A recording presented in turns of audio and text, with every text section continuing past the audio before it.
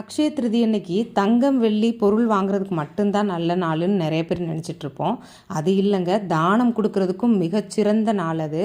ஒரு கையளவு நெல்மணி தான் ஒரு மூட்டை அரிசியவே உருவாக்கக்கூடியது. அதுபோல தான் நம்ம செய்யக்கூடிய சிறு தானமும் நமக்கு பல மடங்காக திரும்ப கிடைக்கும்.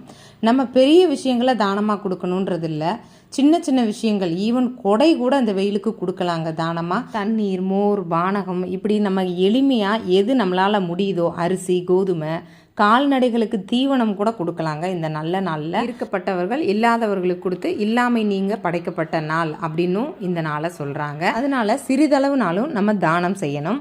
இந்த தினத்தில் லக்ஷ்மி தேவி வசிக்கும் பொருட்களான தங்கம் வாங்கலாம், வெள்ளி வாங்கலாம். ஆபரணங்கள் மட்டும் இல்லை, எளிமையாக பச்சரிசி, வெல்லம், உப்பு, மஞ்சள், இன்னும் மற்ற மங்கள பொருட்கள் இருந்தாலும் அதையும் சேர்த்து வாங்குங்க.